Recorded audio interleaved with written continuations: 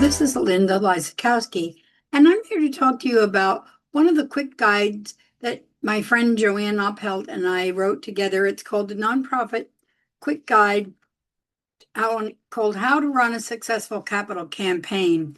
And yes, I've written some more lengthy books about capital campaigns, which you may already have looked at, but this is a nice, easy to read one that I think will be helpful for your organization just to even think about if you're considering a capital campaign, what some of the considerations are that you should think about before you get into this. First of all, we talk in here about, are you ready for a capital campaign? And actually, in chapter 1, we talk about what is a capital campaign. Some people don't understand what a capital campaign typically means.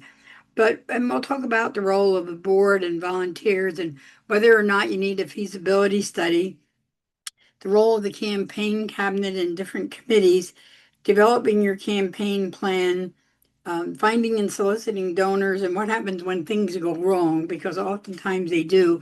But I'm going to just read to you an excerpt from this book on the role of the CEO, because if you're a CEO of the nonprofit organizations, or if you're a development director and you're trying to explain to your CEO what their role is, sometimes they want to wash their hands of the whole thing. That's up to you, development people. I don't have to be involved. So I want to read you a little bit of from the chapter 2 on the role of the CEO. Your organization's CEO will have an important role to play in the campaign. In particular, the CEO will need to clear his or her schedule to devote sufficient time to the campaign. Your CEO must be willing to devote sufficient time to the process of identifying, cultivating, and soliciting major donors. It is also vital for the CEO to motivate and inspire campaign leaders. And of course, the CEO is expected to make an early commitment to the campaign themselves to inspire others to get on board. We always start a campaign with the staff and the board making their own financial commitments before we go out to the general public.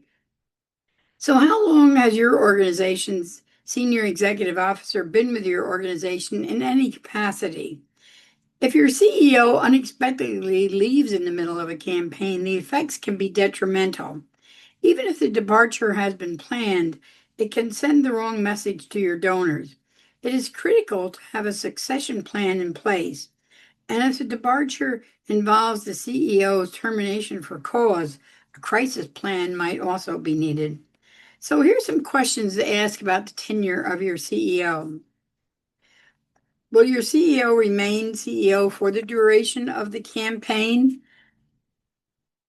If the CEO is likely to retire or leave the organization before this campaign is completed? And if so, do you have a succession plan in place if our CEO leaves during the campaign? Some additional things to ask might be, does your CEO need to be educated in capital campaigns and the role of the CEO in a campaign? In most cases, we find the answer is yes. A lot of CEOs, unless they've been through this process successfully several times, they will need some education.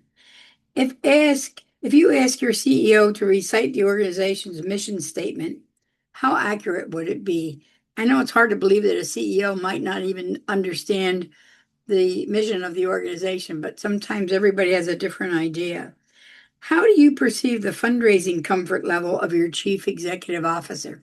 Some chief executive officers just don't think they have any role in fundraising, and yet they should be the chief fundraiser of the organization.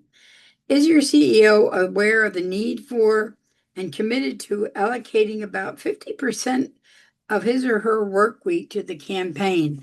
And that might sound like a lot, but there are many things that CEOs can delegate to someone else, especially during a campaign, when they really have to spend some time meeting with potential volunteers, meeting with donors, and just making sure that they're the public face of this organization, because they're the one who's going to present what the needs are of the organization and why you need to do a campaign. So I hope you'll pick up this book. Again, it's How to Run a Successful Capital Campaign. And I think it'll be a very quick read. These quick guides are designed to be something that you can read maybe over a lunch hour or during a series of lunch hours. But something that will give you some good grounding as to whether you think you should even do a capital campaign. So I look forward to hearing from you soon and pick up the book. I think you'll learn a lot. Bye.